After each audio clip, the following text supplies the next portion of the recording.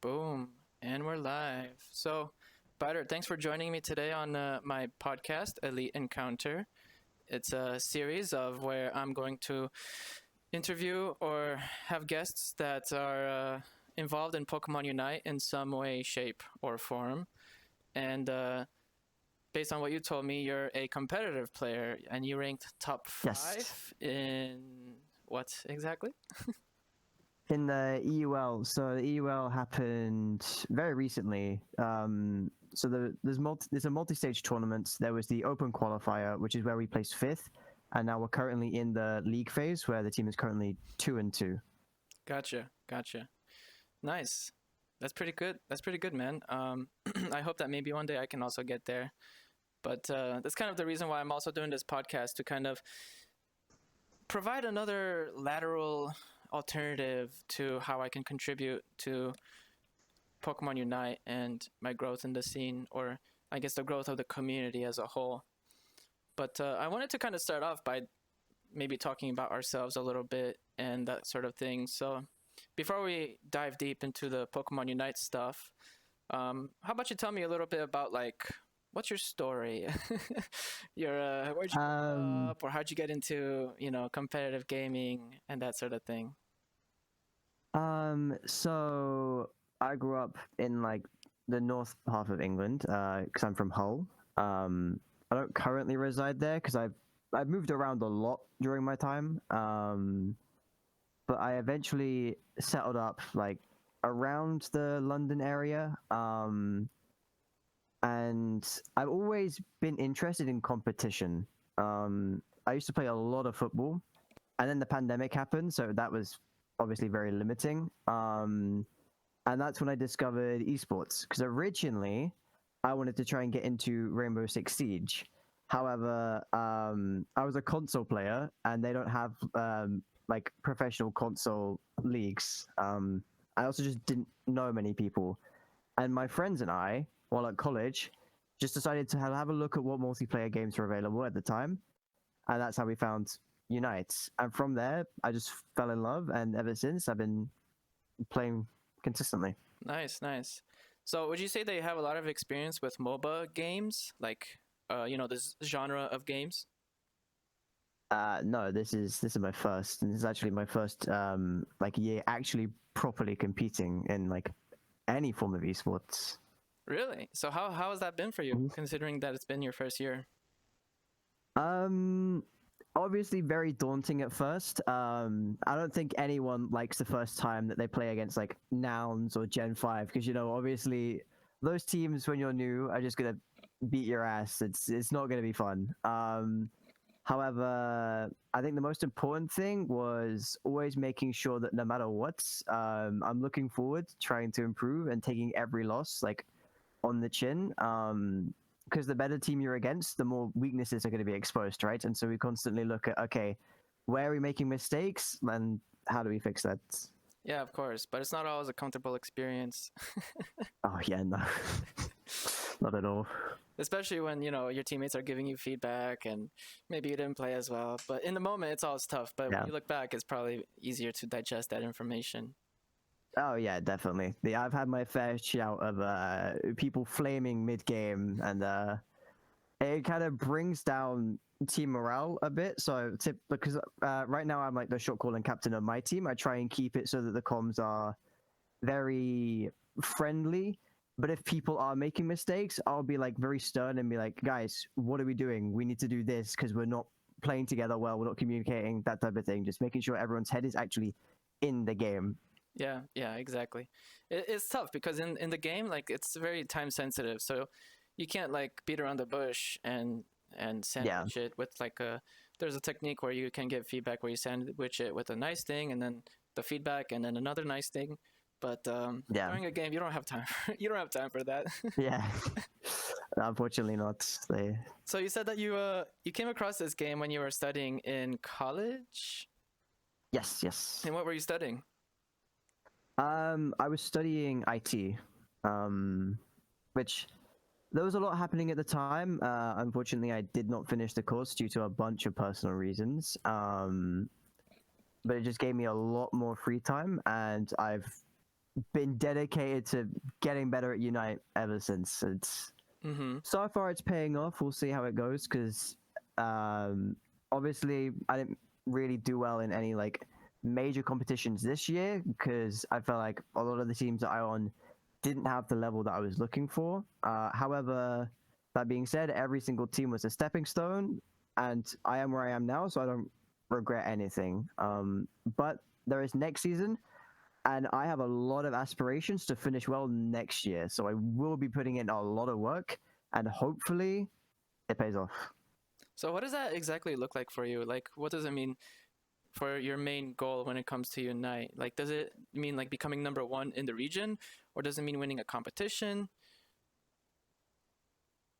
For me, I think it's going as far as I possibly can, right? Obviously, step one is placing top 8 in EU, obviously, because that's where we are. Like that's the first step.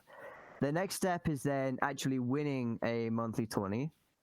And then the next step is being consistently at the top of the region. And then there's international competitions, which is I think right now probably like really far out of reach. So we're taking it step by step and we're just focusing on making sure that we're at the level to where we can consistently place like top 8 at each monthly cup. Well, I mean, there's gonna be a change to the format next season, so we don't know exactly what it's going to look like, but we want to make sure that when we're talking about the best teams in EU, we at least have a say in that competition. Yeah, yeah. Sounds like it's going to be tough to get there. I mean, something I've personally have always found challenging was finding the right balance between like getting good at the game and then like making sure I don't neglect my personal life responsibilities and stuff. Yeah, yeah, Yeah. I get that. Can you relate with that kind of challenge? Um, I have a lot of free time, so it's not as bad for me, but it is definitely like a struggle because I have a bunch of projects that I like to work on. For example, the IT course I didn't finish. I'm kind of continuing in forms of like game dev, so like a lot of time has to go into that. However, um, as I said, got a lot of free time, so I can section off a lot of time for everything. But it is very annoying when I forget to do something and the people that I live with shout at me for it. 'Cause, yeah, ADHD. I forget like a lot of shit, and sometimes it unfortunately cannot be helped. Yeah, that's how it goes sometimes. What do you think about like considering that you studied IT? What do you think about all this AI stuff? Are you gonna try to do some vibe coding? Have you heard of that? No, I have not. So vibe coding is where you use like these platforms that can generate the code for you to make whatever software you're looking to make, and essentially, it's replacing programmers. Um, I personally try to stay away from AI as much as possible because I feel like the more that you understand and the less you rely on someone else, the more ability you will have, right? So if I know how to code something and I don't need to look to AI to do it, then great. But if I don't understand, then I have to look to AI. Maybe I don't understand everything that goes into that, and I think it can be very limiting in terms of creativity. Because the whole point of programming is to make sure that you can be creative and put your ideas into something. And I think going to AI to do it for you can be very limiting. And even then, like sections of code that you may get may clash with other sections, and it turns into a whole mess. And I feel like it's just better if you actually understand what's going on and don't turn to the AI. Yeah, of course. I mean, there's the right way of using it, and there's the wrong way of using it. And if you rely on it too much, then you don't end up exercising your critical thinking skills as much. Yeah. And then you don't know what's going wrong. I think when it comes to this kind of stuff, it depends on how you use it, really. I mean, I also studied IT when I was in college. It was like more like business IT. So although I learned some programming, it wasn't like super programming heavy. And recently, Yeah, that's fair enough. I've been trying to use a lot of these platforms to make some applications. And like initially, when I start using it, it spits out like a really nice front end, user interface. But then like back end is just garbage. And then when I try to fix things, it just makes it worse and worse. And then it gaslights me even. It like says, okay, remove this code to fix it.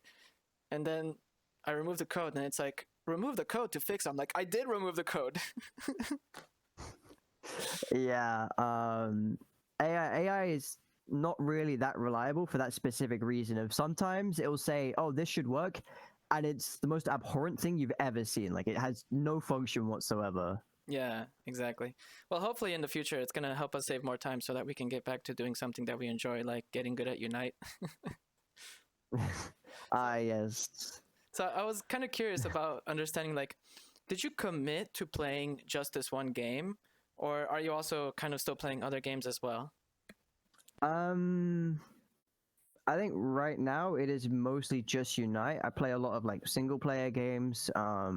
Like I really enjoy like Subnautica, like the Jurassic World Evolution series. But in terms of like competitive games, it is mostly just Unite. Purely because like a lot of this time, a lot of this game like consumes my time. I put a lot of effort into it, and I'm very passionate about it. And I want, if I'm focusing on something, I want it to be my main focus, and I'm not like looking at something else. Because like while I do watch a lot of Rainbow Six Siege esports, probably more than Unite actually. Um, Even while watching that, I'm like, okay, is there anything that I can like understand from this game that I can translate to something else, like to Unite? So a lot of my focus and like thinking, even when playing other games, is okay. What like how can I like improve my strategies? How can I improve my macro? Like how can I play better? Yeah, yeah, yeah. I think there's a lot of these skills that transfer from one game to another. Like, for example, I've gone through quite a long, let's say, experimental phase with games, because, you know, when I was younger, I played all of the games, and something I noticed is that the the hardest thing to find is like the communication aspect with your team. Making sure you communicate properly with your team and communicate the right things, like the right Yep. information in the right way. And well, you know, a lot of these competitive games, especially team-based games, up until you get to a certain level, people don't really communicate. And when you do start communicating, it kind of changes everything. Oh yeah, no, definitely. So originally, when I was getting into competitive Unite, it was actually Yash, who gave me my first team, which was Oblivion V. Hmm. Um, and on that team, I wasn't like the most talkative. I didn't understand the game that much. Like I had been in a coaching position before, but it was mostly just a team that didn't really do well. They like, was just kind of like a group of friends rather than like a competitive team. I was giving advice to them on like Pokemon, how they could play it, that type of thing. But once I got to Oblivion, I kind of realized the importance of comms and certain comms that like should be happening that I'd never seen before. Right. I think the best example was one time I was playing top lane, and in a review we were talking about the fact that we weren't talking about who we were trying to like target, right? And so we were splitting up our damage onto multiple people, and it ended up losing us the game, right? Yep. And I think identifying stuff like that has really helped me a lot with my communication, because right now I am the most vocal person on my team. I feel like my comms are like good, or at least I would hope so, because I've worked on them a lot, and to the point where I've taken multiple teams of people I've never met, short called them, and like made sure that these guys have actually like done well, right? For example, there was a tournament hosted by Schmiedy where round one we got 2-0'd. It wasn't great, and then from that point, I said, okay, you guys do this thing. I'm gonna communicate. I'm gonna like short call, and then from there we went from getting knocked out first round to getting second in the entire tourney. Like, Oh wow. I feel like comms are a huge part of the game, and even if you don't understand the game as much as you probably could, I think as long as you're communicating and making sure you guys are on the same page, a bad idea done together is better than a good idea done separately, right? Interesting. Yeah, I mean, that's something I realized as well when I started playing a lot more with comms, especially with Yoshi's group, Fight Club. It was interesting to see how like different people communicate depending on the level that they're playing at.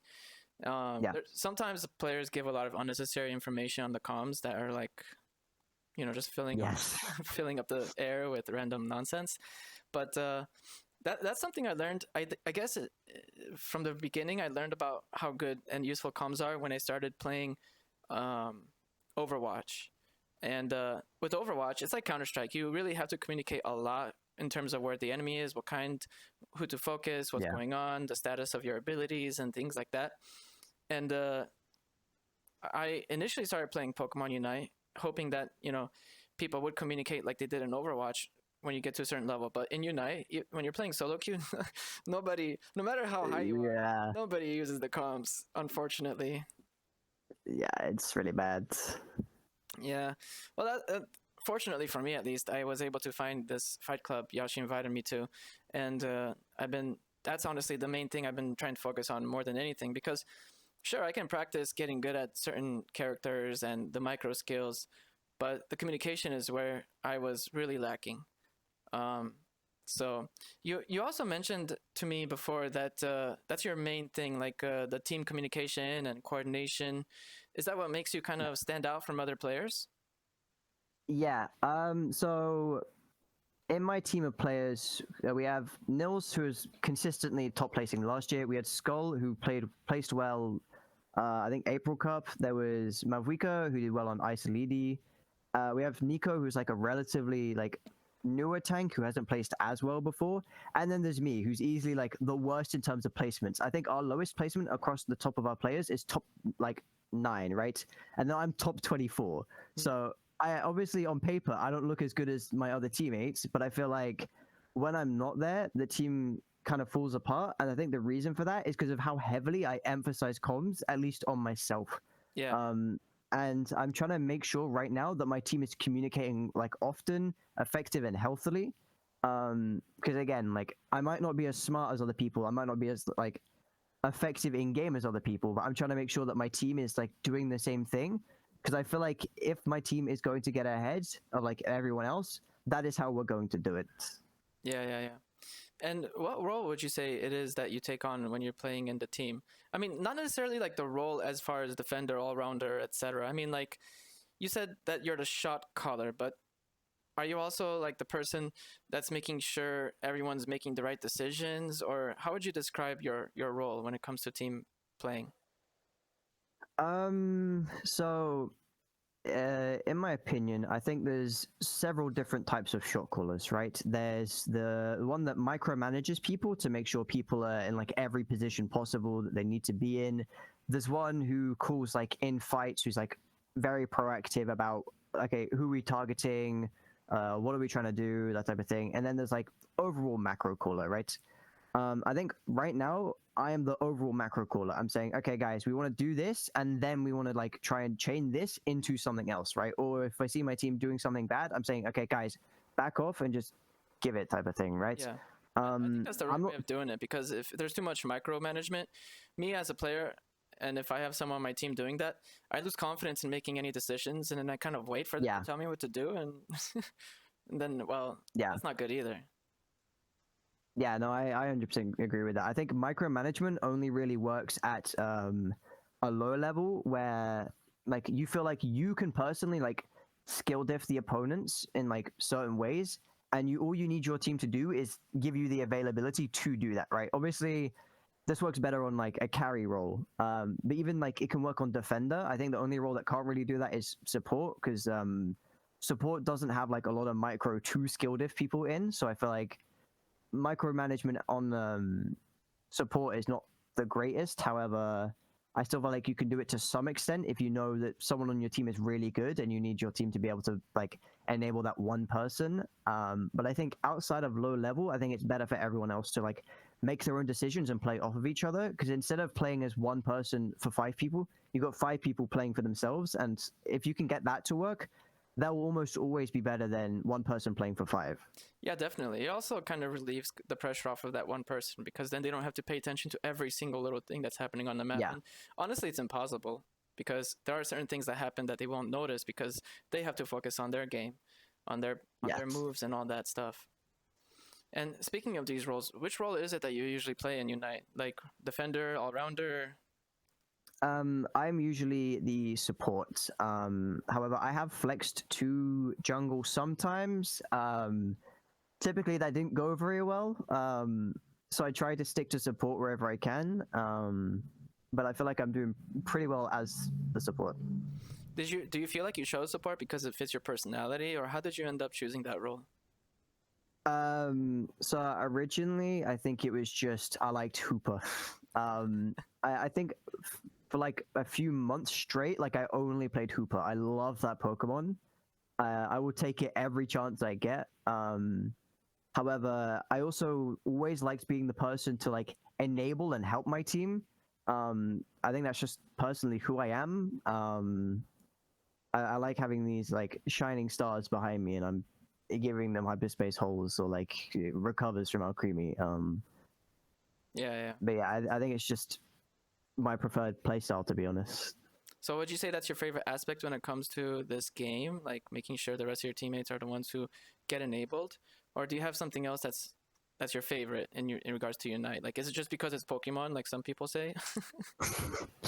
Originally, it was just because of Pokemon. And I'm not gonna lie, I would be lying if I said Pokemon isn't still a huge factor in it, because obviously I have some like favorite Pokemon in this game.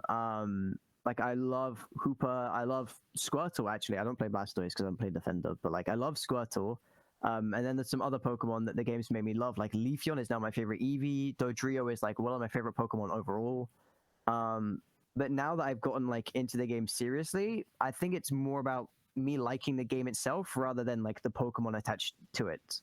Interesting. So that's probably it's part of their business strategy. They're trying to get people hooked in with the IP, and Yeah. then and then to keep them playing with the I guess the competitive aspect, which personally I don't mind because I've been playing a lot of games and I've been playing MOBA games, like the genre of games, for a long time, from like Dota, Dota 1, like when it was on Warcraft, and I've transitioned to different MOBA games from like League of Legends, Smite, a bunch of other ones that popped up between here and Pokemon Unite. And eventually I started playing Wild Rift. And the main reason I played Wild Rift was because it was a mobile game and I was traveling around a lot. I don't know if you're familiar with like the digital nomad lifestyle. Essentially, you're like, you move around every once in a while and you work remotely and that sort of thing. So I didn't want to carry around a Switch, even though it is kind of portable. It's, I really wanted to embrace Yeah. minimalism. Um, Okay, that's fair. yeah, and so I played Wild Rift, but when Unite came out, I said, "Screw that! I'm, Yeah. I'm playing Unite." Um, have you tried playing Wild Rift, by the way? Wild Rift is the mobile league, right? Yeah, yeah. I think I played like 3 matches of it and then gave up because I don't like playing on mobile. I You're a very Switch notoriously player. had a bad. Yeah, I'm a Switch player, but I have a Switch Lite, so my thing is smaller than everyone else's, and I have to like have it on the desk with the Switch case that I have like this, and this acts as my monitor. And everyone calls me insane whenever they hear about it. That is kind of insane, but I've seen people with all sorts of setups, and honestly, whatever Yeah. works for you, man. I was talking to Yashi about our setups, and one of the things I mentioned was how in Wild Rift, well, the characters have what, 4 abilities, and the problem with mobile gaming on Wild Rift is that like all of those abilities are mapped to your thumb. So unless you're using like a crazy crab grip, or if you're using like a gaming phone with the buttons on the back, you kind of Mm. have a disadvantage because you can't use all of your abilities at the same time. Um, Yeah. so that's one reason why I moved towards Unite, because you have one less ability from each character. But there are still some characters that have that fourth ability, like Zacian or Mew, where you have to quickly tap to use like a different thing, which Yeah. is kind of frustrating until I learned that in competitions, you're actually not allowed to use smartphones, gaming phones that have buttons on the back, actually, which I didn't know. And I always thought, well, I should get a gaming phone to have that advantage, but it's not really a thing. Yeah. But I mean, I don't.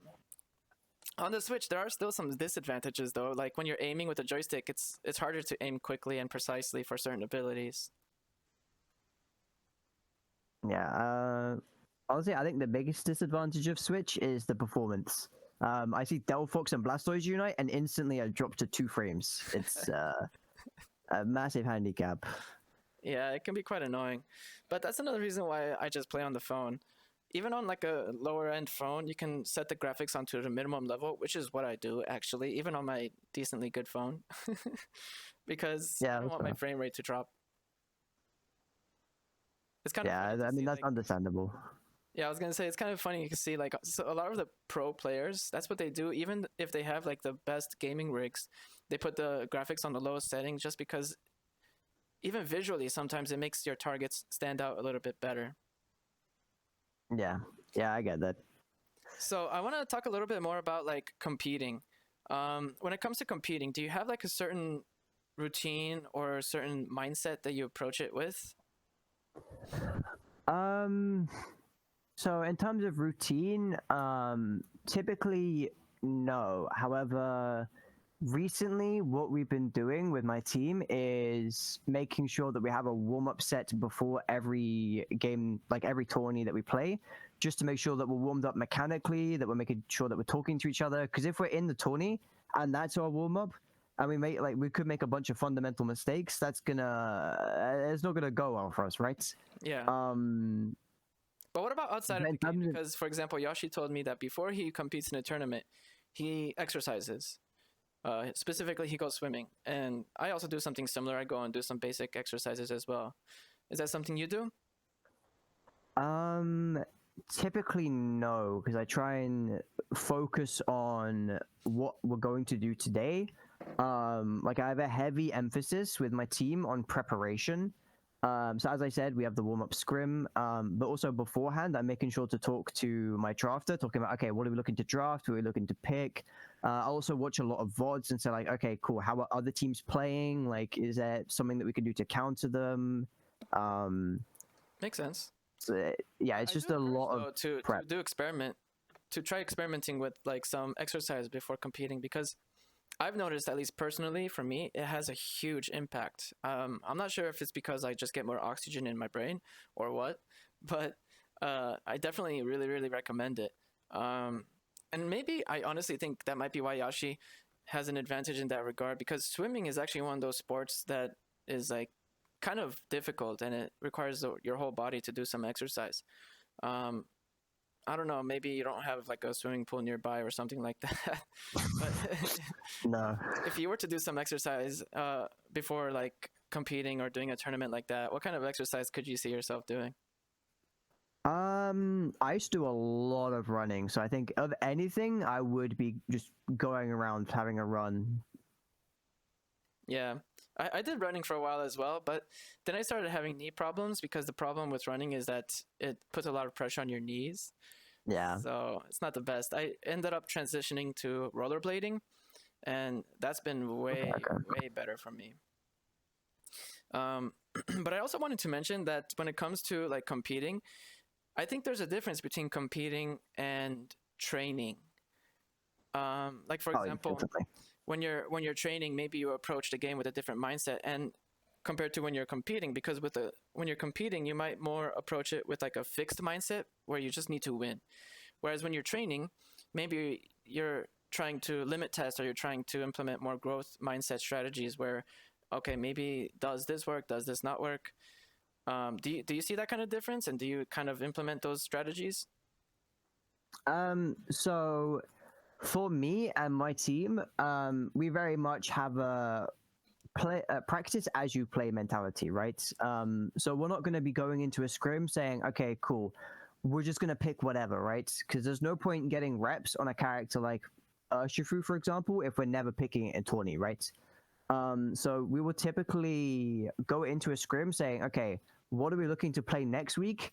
How can we get reps on that type of thing, right? Obviously, there's some meta Pokemon like Ho-Oh that we'll try and get like 1 to 2 reps on, just in case they leave it open, so we're not completely caught off guard. However, we will typically see, okay, what's at the top of the meta, and we just play as we would on tourney day. However, we do want to make sure that we're limit testing because if we're practicing as we play, if we see that okay, this works in practice, this should then work in like actual play. Um, we're ready for it, right? We understand what we need to do in those situations. Because then it also means that if it doesn't work in practice, we say, okay, cool. Next game, we're not going to do that, and we like build good habits and make sure that we're on the same page across every single game. Yeah. And do you guys also go back and look at your VODs? Oh yeah, constantly. VOD reviewing is one of those things that I'm very persistent about. I make sure that my teams are going back to look at VODs because I feel like a lot of teams do not value them.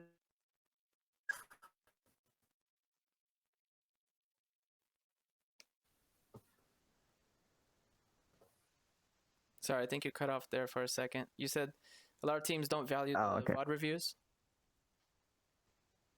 Yeah, a lot of teams don't value VODs enough. Like I'll have I've been in certain teams where they were very lax, chill back, and they weren't really like getting at like they weren't getting as many VOD reviews in as possible, and it I feel like it hinders your growth. Like VODs are very important because you can see, okay, what is a fresh perspective on what I'm doing, right? Because now we've got 5 people looking at one thing rather than just you, right? And it's very helpful, and I feel like a lot of teams do not value it nearly enough. Yeah, honestly, I think it's super important to watch your VODs, even if it's just by yourself, but as a team, ideally even better. Because in the moment, maybe you feel like you made a mistake in one specific way, but then when you watch a VOD review, you can see what led up to you making that mistake. Because, like, for example, I remember playing Ho-Oh one match and I used my ultimate kind of in the wrong situation.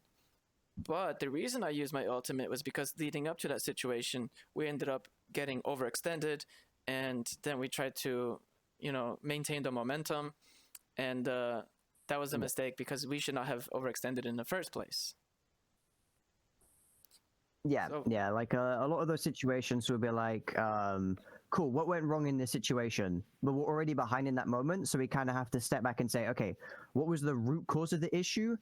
And sometimes it was something that happened like 10 to 20 seconds earlier that wasn't even relating to the same like player, right? Because like something that I personally coined, well, I didn't personally coin it, but it's something that I like make sure my teams know about is mistake snowballing, right? yeah, Let's say my team overextends bot side and the enemy team is now pushing our T1, right? And then we've got to go from what we are doing to try and defend that. But we don't have the actual like manpower to defend. And so then we die and we give them even more, right?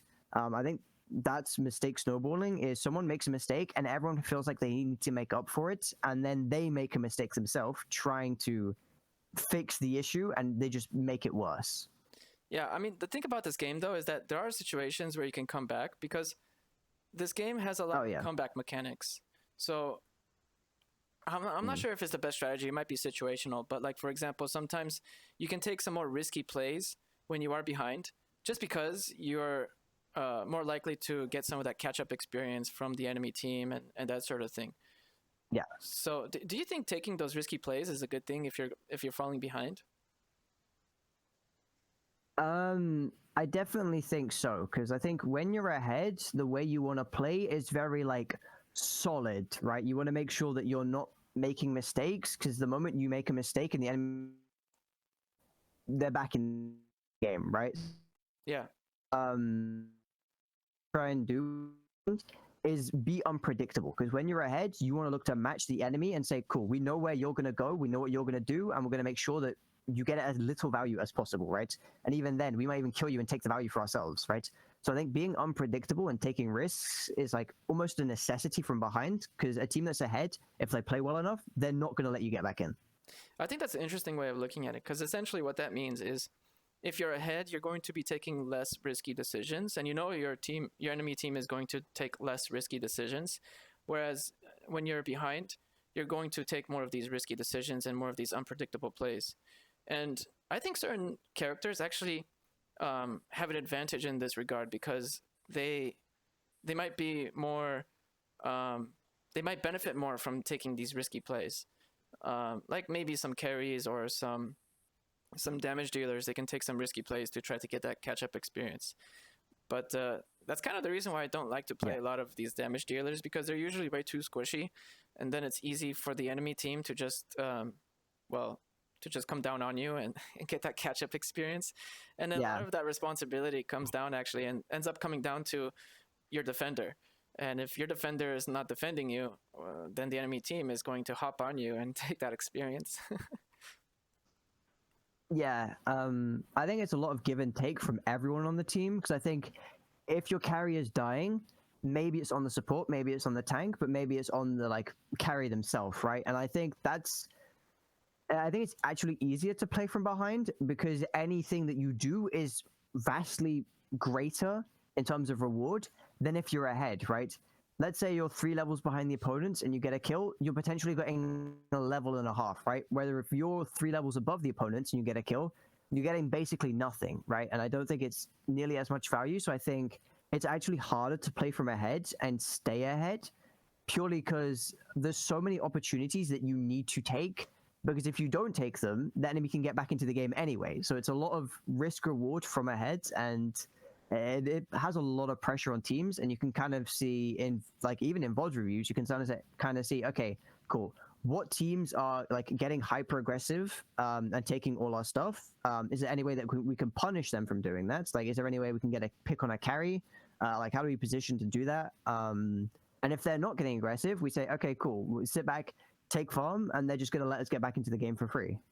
Yeah, I mean, that's one of the reasons why I really like this game compared to other games like League of Legends, because League of Legends is a lot more, there's a lot more emphasis on the snowballing mechanic, and you can get quite a very strong idea of how likely you are to win or not much earlier on. Of course, there are situations where you wipe out the enemy team and just invade their base and GG. But in Unite, there's so many comeback mechanics that like even the last objective in the last 2 minutes of the match can still decide the game. And so I think that unpredictability is kind of a good thing about the game. Would you agree? Is it a good thing or not? I think personally, like it. Sorry, you're like cutting up a little bit. Can you say it one more time? Personally, but I think. Oh. Okay, yeah, might be a bit too strong right now. I think Ray might be a bit overtuned in terms of like the size of the shield. I think just like make it a bit smaller. Well, actually, I don't know if you know. Sorry, it's like quite laggy on your end. Let's give it a few seconds.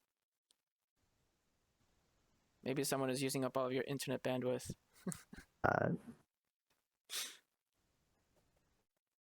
Yeah, surprise. Okay, maybe it's coming back. Okay, it's getting better. I was gonna say, actually, I'm not sure if you know, but Unite is they announced some changes to the map, and they're going to have Groudon, I think, instead of Rayquaza. And if I remember correctly, they're going to change the shield in how it works. So if you lose your shield, the enemy actually gains the shield. What do you think about those changes?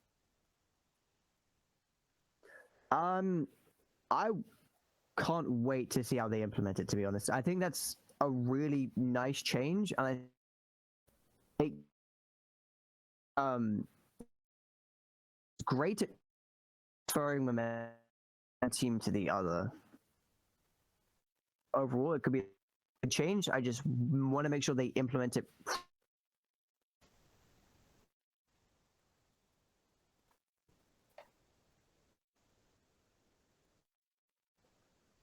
Am I cutting out more? Yeah, it sounds like you're cutting in and out a little bit. Can you just say that last part one more time? You said that personally you think it could be good, but...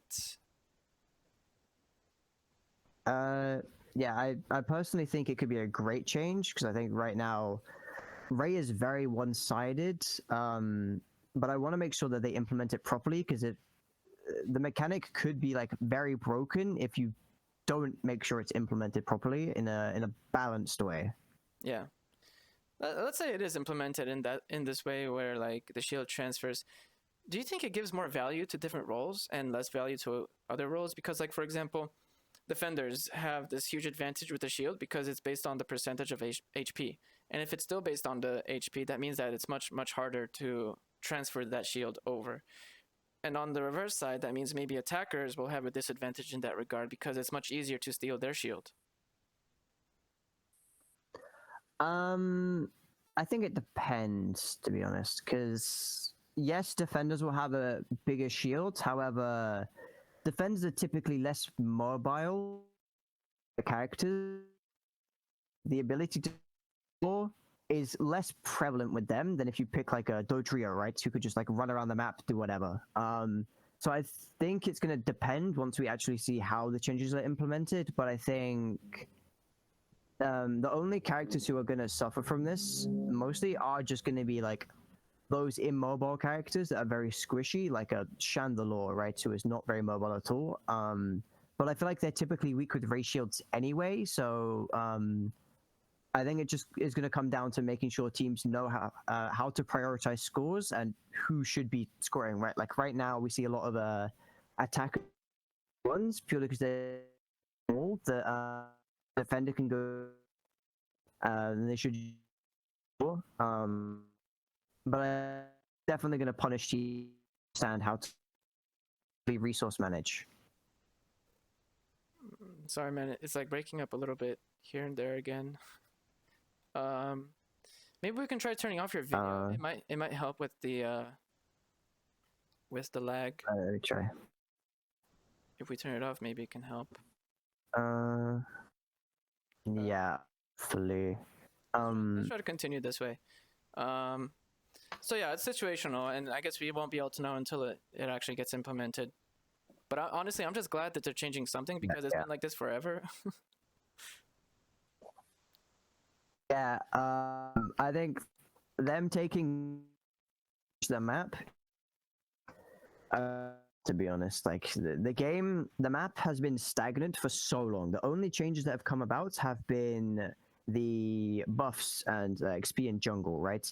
Even then, like it didn't change that much. I think the most impactful change on this map has been the change to early game XP, purely because you can no longer 4-gank.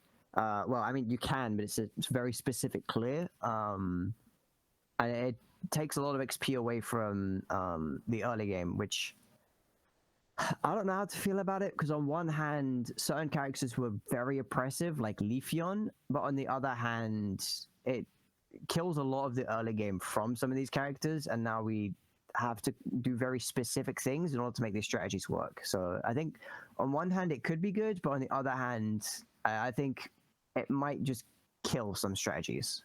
Well, I mean, that's part of the appeal of this game as well, because the thing about mobile games is that they do change over time, even with just the introduction of new characters. Certain characters will change the whole entire game. I remember when Hoopa came out, it like broke the game. But like, yeah, that's kind of the appeal of these games, because you know they change over time, and it's not like a sport like, I don't know, basketball, where they don't necessarily change anything. I mean, you can't really change basketball. It just kind of happens. Like maybe they change like a small rule or whatever, but nothing really drastic like a mobile game where you can change like how much damage a character does or anything like that. Yeah. But I want to... Yeah, no, yeah. Sorry, go ahead. Yeah, I definitely think the appeal of esports is like, if you ever look at like football, right? Obviously strategies develop over time, but that's around one core mechanic, right? Whereas if you look at esports, a lot of the meta, well, is like meta, right?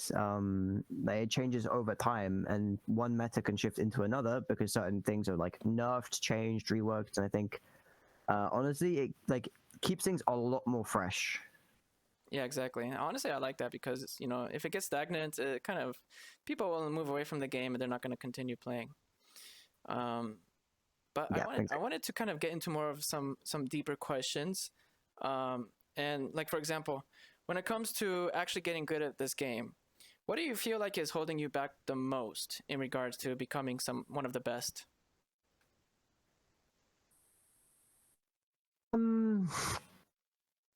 That's interesting.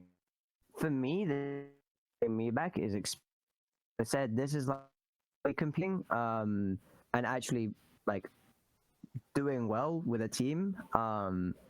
Because as I said, I didn't do well in any monthly competitions, and this team that I'm now on as like the captain is relatively new. Like we've been together maybe like a month, maybe 2 months. So I think right now the biggest thing for me is making sure I get that experience. And I think that's the biggest thing holding me back because I'm competing against people who have been playing since year one, right? Like fighting against like Nouns who got second year one. Playing against like Gen 5 who was like multiple, like two members of Taliboba Believers who were like multi-time EU champions, right? So I think they're always going to have like an experience level up on me purely because they've been competing for a lot longer level. But I think once I have the experience and like comfort in like shot calling and making sure that all the decisions that I make are sound, it gives me the freedom to like experiment. I think that is when my game is going to go up. But when you say experience, do you mean like experience practicing certain characters or experience playing on teams with comms or what exactly? I think it's mostly just like team experience because again, like the first time competing this year, a lot of my comms, like a lot of my macro is like based around very specific things, and I'm still learning, right? My team is helping me out in terms of like making sure I'm giving the best calls for them. So I think once I figured out like the best calls to make, I think that is when my team and I are gonna go up a level, and hopefully you'll see us in like the top echelons. Nice. Yeah. Honestly, I can really relate with this as well because I feel like with certain characters, I was able to practice them and get really good. But when you start playing with coordinated teams with comms, it becomes a whole different game. And I realized I cannot implement the same strategies I had before or certain playstyles I had before or Yeah. even certain items because it just doesn't work with Yeah, yeah, coordinated teams. And that's honestly what's been holding me back because without the opportunity to actually play with a team that uses comms, I wasn't able to kind of get to that next level. And before Yashi invited me to the Fight Club, I was kind of like wondering to myself, like, where can I find the right place to like find people to play with comms? And the thing is, you don't just want to play with any random people that aren't even on your level or just yeah, a little bit above. You want to try to find people that are similarly leveled so that that's how you actually get better. Otherwise, the rate at which you improve is going to be much slower. So that's kind of what's been holding me back as well, and that's why I've been trying to commit more time to playing with comms. But yeah, yeah. I definitely think. what would you say is Tom? some of your biggest learning lessons when it comes to the competitive journey in Unite?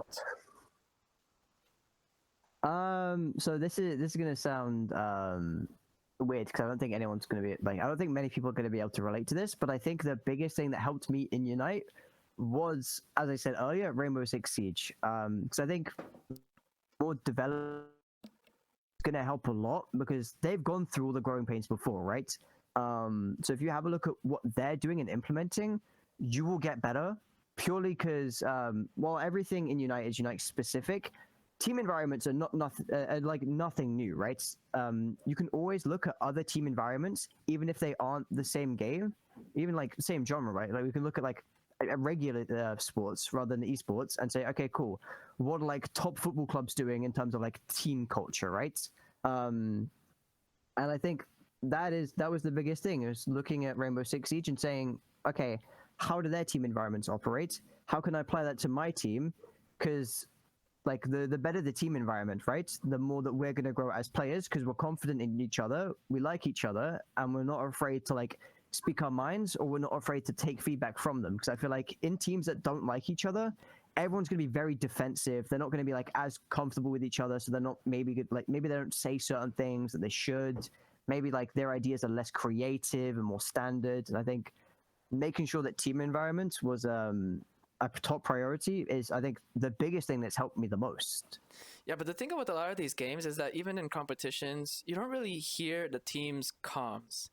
And that's really one of the things I wish we could, because when I watch these competitions in Unite, you see like how they play and what they do, but they don't Yeah. they don't let you listen to the team's comms. And I always found that really interesting because if you look at another sport like NASCAR, for example, in NASCAR, my friend told me, I don't watch NASCAR, so I have no idea really, but what he told me is essentially there is a lot of mind games that goes on because the comms can be, you can listen in on the comms of the driver and his team pretty much at any moment. So there's a lot of mind games where the driver says like a code word or something that means one thing but actually means something else, and his teams interprets it in a specific way that they established beforehand in order to throw off the other teams.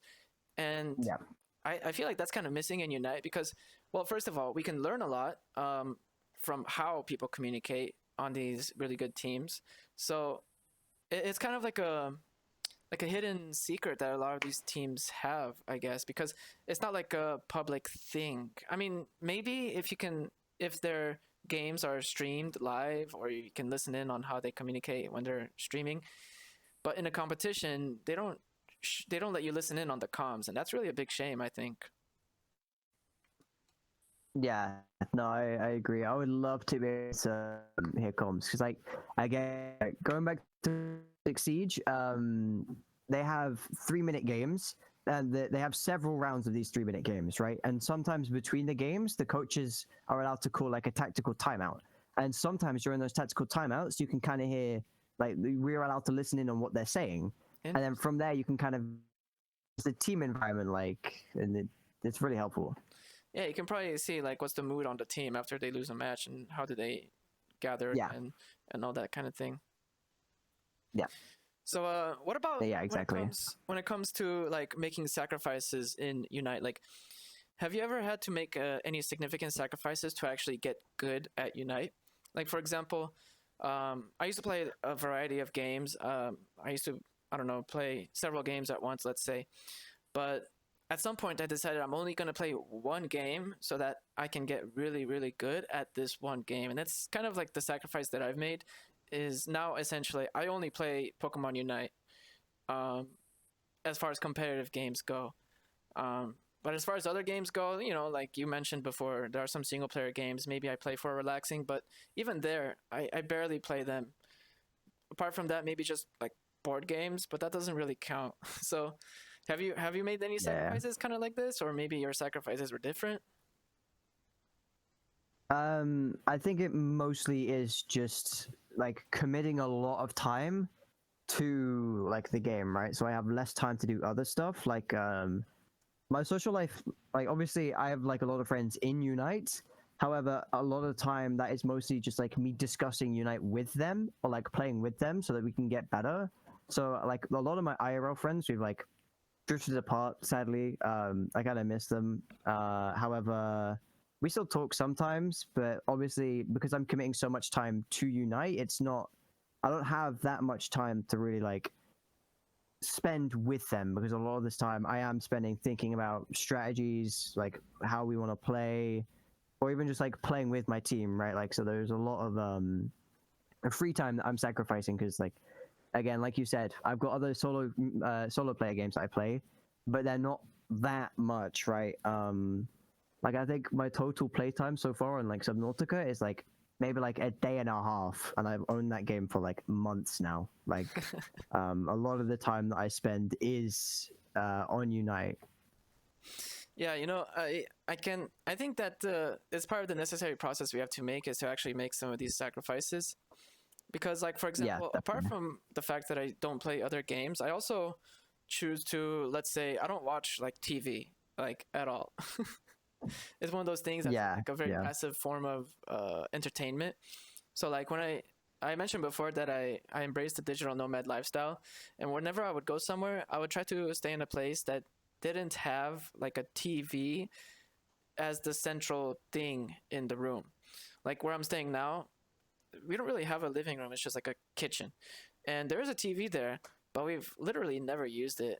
And it's not like the room is designed around the TV. Like when you look at most houses or apartments, you would see like a TV and then all the couches facing the TV, which is hard to ignore. And you're tempted to just turn on the TV, watch TV, and that sort of thing. So I don't really watch like any TV shows. I don't watch any movies. Of course, there are some exceptions, but it's much more intentional, you know? And then on top of that, a strategy that I found to work really well, there's this concept called co-living, I'm not sure if you're familiar with it, but co-living is essentially like a shared living arrangement that's based on the community experience. So essentially, you would have like your own private area, usually a private bedroom, sometimes a private bedroom and a private bathroom, sometimes like a kitchenette as well. I've been to many different co-living spaces. And when it comes to getting good at Unite, I think those were really good for me because when it does come to socializing and making friends in real life, it's much more efficient. Like you go downstairs into the common areas, you meet people, you hang out with people. There are people who organize events so you can socialize. And I'm not sure like how what your living situation is. Like, are you living in the city or in the suburbs? But the point that I'm trying to make is like I grew up in the suburbs of America where when you wanted to socialize, you'd have to like organize with your friends. Like, okay, here is where we're gonna go at this time. Here's what we're gonna do, and then you had to drive there. And then, like the logistics behind just socializing was just such a hassle that it's no wonder people in the US are kind of super isolated, and it's no wonder I grew up playing lots of games because living in the suburbs kind of is super isolating. Are you living in the suburbs? Yeah, I'm in the suburbs, and a lot of a lot of the IRL friends that I had, we were just meeting at college, right, or like at school, and so we like a distanced further apart than I would like, so I can't really like just pop around their house, sadly. Yeah. You know, when I was younger, there used to be this gaming cafe in my town. I in my city, I guess. I mean, I would still have to drive like 15 or 20 minutes to get there, but it was the place where you would go to like make friends who play games and game together. Do you have anything like that nearby? I know they're not very popular. Not as far as I'm aware. I don't think so. Yeah, it's a shame. Honestly, these gaming cafes is kind of how I also got interested in MOBA gaming in general. Because I remember my family is Romanian, by the way. So I grew up in the US and my family is Romanian. And we would go to Romania for summer breaks and stuff. And I remember going to one of these gaming cafes, and that's where I learned about Dota. Like, that's when it really sparked this fire. We would go to these gaming cafes and play Dota, which was at the time the only place you can play 5v5 reliably because internet wasn't really that good back then. And it was also much more exciting because you can hear each other talk to each other and shit talk your enemy as well. You can play mind games with them, which is always fun. Speaking of these mind games, by the way, I was talking to Yashi about this as well. So Unite doesn't really have a lot of the opportunity to play mind games with your opponent, but in the tournament setting, do you have experience with being able to do this? Because you could probably find more opportunities for mind games with your opponent. Say things that might get in their head during the match. What do you think about mind games when it comes to Unite? I definitely agree that the space for mind games is kind of lacking in terms of like player to player, right? It's like other games have like in-game chat. It depends, to be honest, because sometimes it's stressful as like a competitor. However, I think it's also very important to keep in mind that a lot of like esports are like sports at the end of the day. Like they're for the viewers, right? Obviously, you want to be the best of the best. You want to win money, that type of thing. But they are broadcast. Like the people who watch are the people who are helping to fund these competitions, right? So I think the ability to shit talk and have people see that builds a lot of character and brings people in and say, okay, this is a rivalry. These two teams hate each other. Like they'll actively shit talk. And I think as a viewer, that's incredible. I love seeing that type of stuff. But obviously, as like a player, it's like more stressful because like some people might just shit talk at you and it gets in your head. But I think if you're not able to handle the pressure of like what the other team thinks of you, I think that's something that you need to work on regardless, right? Because at the end of the day, people can shit talk people over Twitter, right? Like we've seen it before. Like for example, very recently, Reject and Luminosity got pulled in the same group for Worlds, and Reject basically put out a tweet saying that their players were S tier because Slash is very notorious for making tier lists of Worlds players before Worlds, He said, "Sorry, we're taking the win this year because we're S tier." And then Slash responded with saying, "I'm so glad we get to finally face you guys since you didn't qualify for the tournament that we qualified for." And like that type of storyline, I love it. It's so juicy, and I think it's fantastic for spectators. Well, yeah, it creates like a very interesting narrative, and I mean, that's kind of the interesting thing about these games is that there is like the human aspect behind it, which is kind of the reason why Yeah. I'm also doing this podcast because, well, I mean, with how fast technology is changing and everything, one day soon maybe AI is going to be playing for us, and they're going to be way better than us. Oh Who knows? god. but I think there's still going to be Mm. like human competitions in games. Yeah, definitely.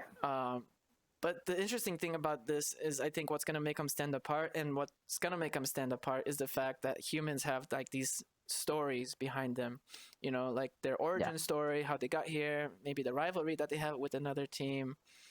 Yeah. And that's kind of my goal here with this podcast, is to kind of give more of that story and to give more background on some of these players, because, well, someday soon this AI is going to be able to to to just play us, like to Yeah. destroy us, no questions asked. It's Yeah, crazy. This sadly. stuff is developing like no other. Yeah.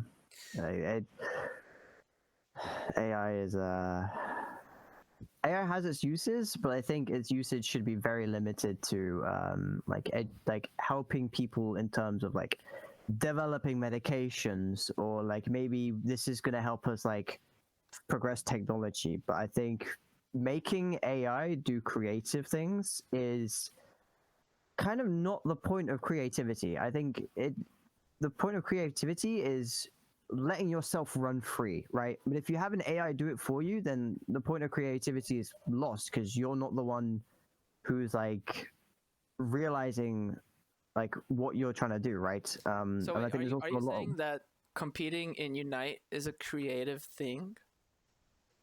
oh yeah, no, oh, like I definitely think competition is definitely a way of expressing yourself, right? Like let's take football for example, right? We have very skillful players like Neymar who are very flashy, right?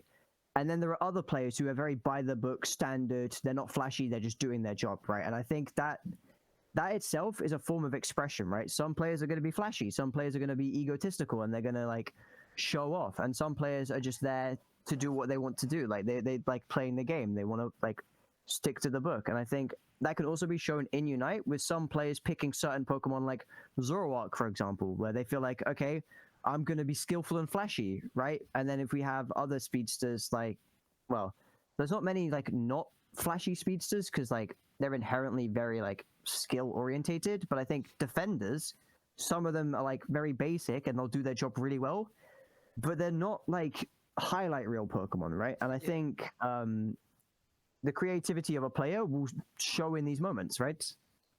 Yeah, that's kind of one of the downsides that I have when it comes to playing defenders, because defenders is maybe my main role, and then all rounders is well, you don't get that like flashiness that you might get from playing these characters that do so much more damage and have these game changing moments, sadly enough, but they are super important and still very critical. Yes, exactly. When it comes to like the ego though, do you feel like that's a big factor in Unite competitively? I think right now, yes. I think a lot of players, like I think it's a big issue in EU right now, and I think that's the biggest limiting factor for our region. Is like people are so like full of themselves. Well, I don't want to say like full of themselves, but they think they're better than everyone else. And the only team to have proven themselves internationally at this point is Nouns, right? Like Komai had like a good EUIC this year. However, they have not looked better than like Gen 5 or Nouns throughout the entire rest of the year, right? And like I think Nouns is the only team that is kind of allowed to have egos because they've had consistent top 8 placements in like international tournaments.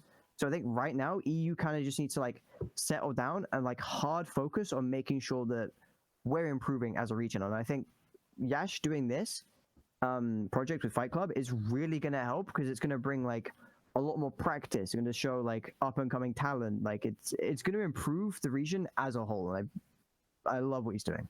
Yeah, definitely. I 100% agree, because just me participating, I can see the real big benefit. Like I can like feel my skill improving just because I'm Yeah. like I have to unlock this new way of playing with comms on and playing with players who are coordinated. Whereas with when you play on solo queue, it's a shit show. It's Oh yeah.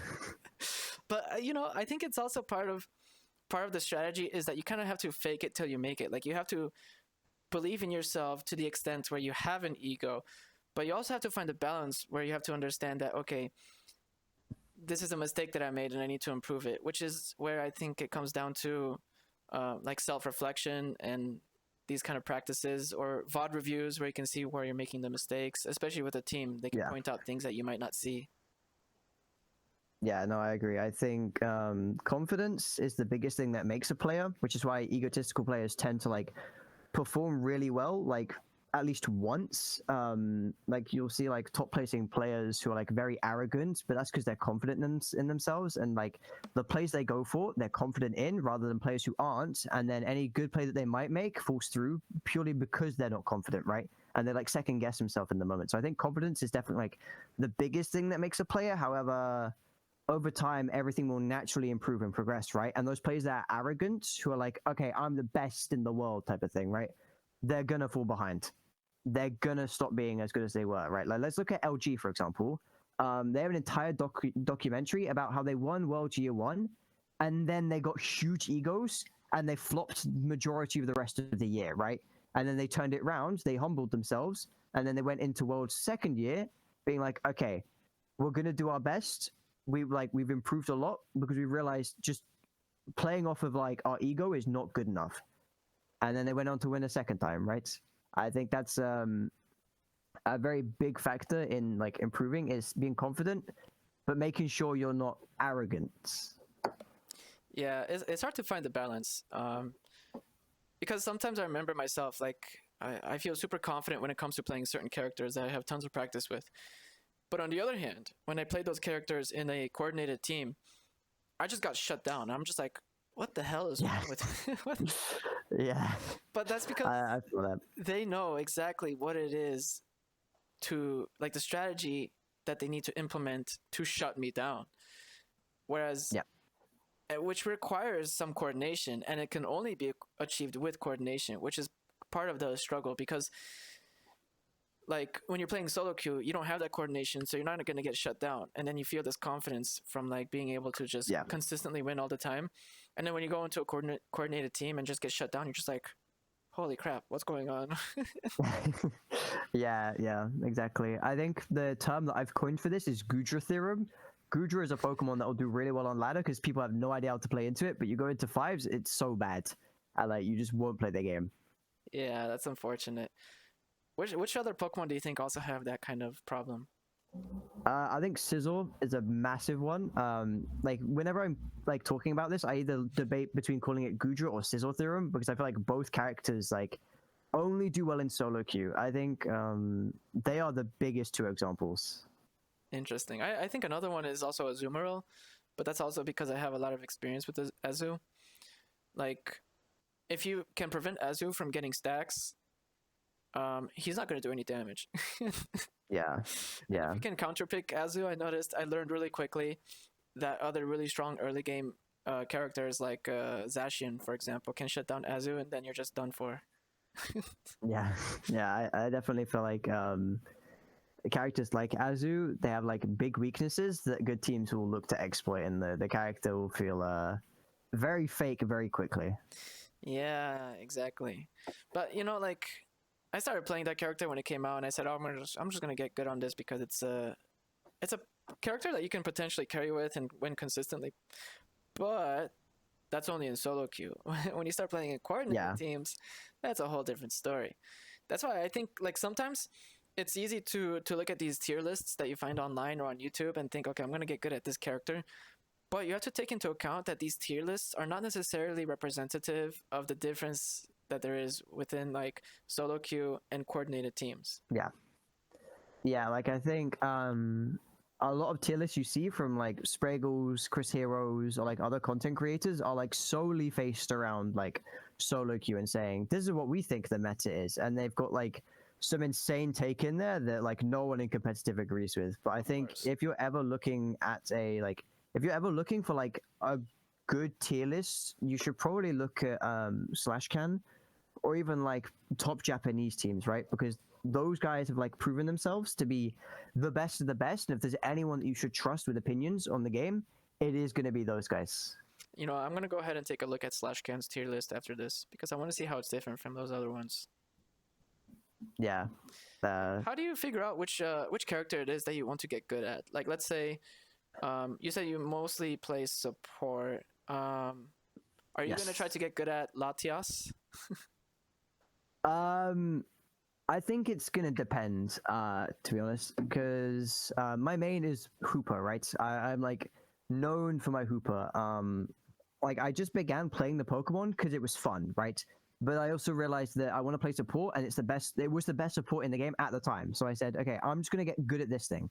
And I think I never really got like that good at Psyduck, despite it being great because it was like always banned, right?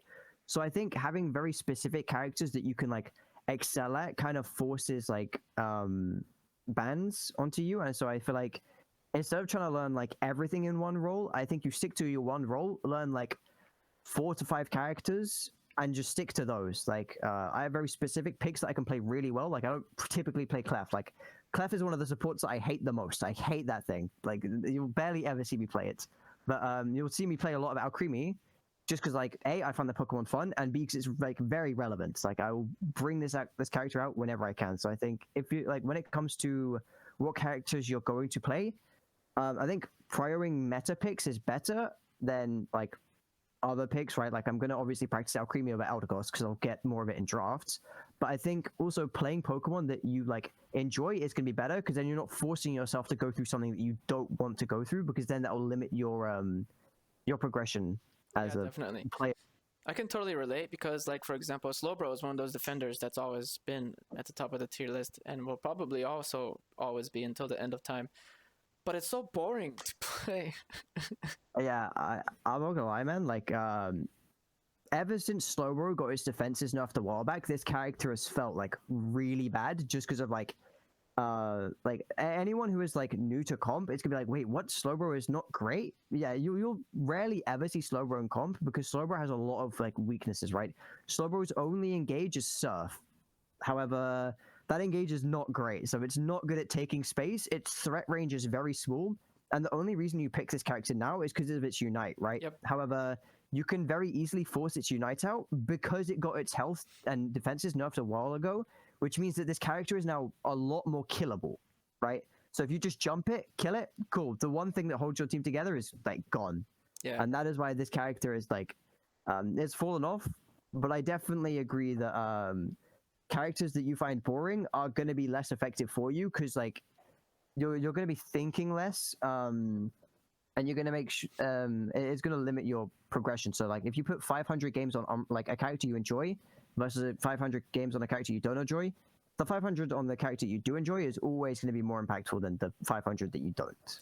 Yeah, I know exactly what you mean. And I think a funny, like a interesting strategy to kind of force onto your opponents is to, like, maybe you get good at a character that's not like top of the meta, but you get so good that that they might even ban it, and then you choose one that is more meta, and then you just steamroll them because it's much more impactful. And I think that strategy is interesting because you're essentially handicapping yourself to get good, and it's like you're training with like extra weights, you know?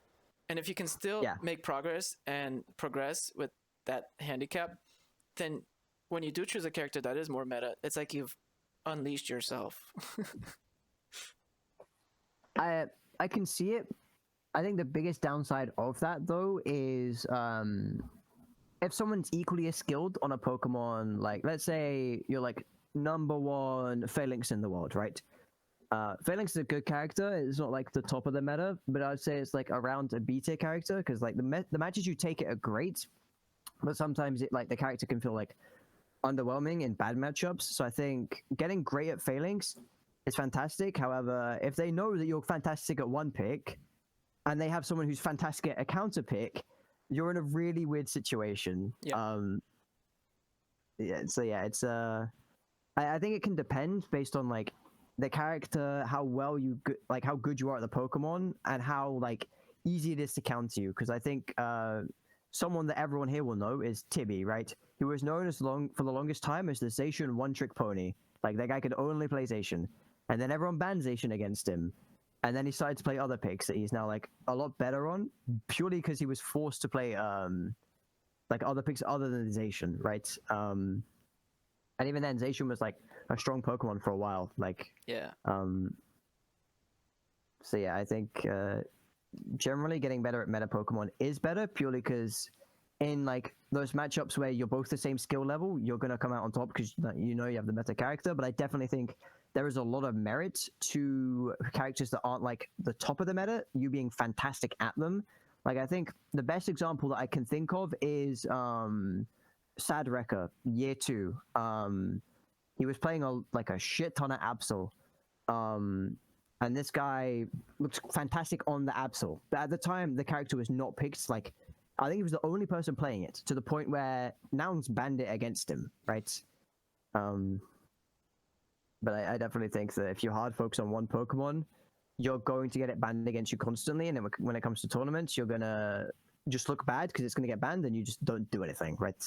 Yeah. I mean, there's like a nice balance that you need to catch here as well, because you can't just be a meta slave either. Although, yeah, if it wins you games, I mean, that's the point, right? Yeah. There is definitely a very fine balance between meta slaving and one tricking. Like, Japan, they love Serena, right? To the point where they showed that even if a character is maybe not like the best of the best, because I think Serena's good right now, but it's not like the top tier, because there are characters that will do well into it. If you're great at one character who's like actually good in the game, once you find those good positions for it, it's incredible. But you've also got to make sure that you are playing characters other than that one character who are actually at top of the meta, because then the reps you're missing are less impactful because the character is like OP, right? Yep. If you have like 500 games on Serena and then like 100 games on Blaziken, the reps you're missing on Blaziken aren't really going to show, because like Blaziken's still OP anyway. So yeah, of course. But it's going to show compared to someone that has more experience. Oh yeah, definitely. But I also have this theory that certain Pokemon are going to always be overpowered or overtuned just because they are like iconic. Like Lucario, for example. There was a period of time, I think, when Lucario was like not good at all. But I think he's kind of come back, kind of. And I think it's going to be one of those Pokemon that it's also been out since the beginning of the game. So there's going to be a lot of people that are good with that specific character. Yeah. So it could be also hard to tell from that. But, like some of these starter Pokemons, I don't know, like, I don't know. Let's say, I mean, even Blastoise was nerfed kind of recently. Yeah.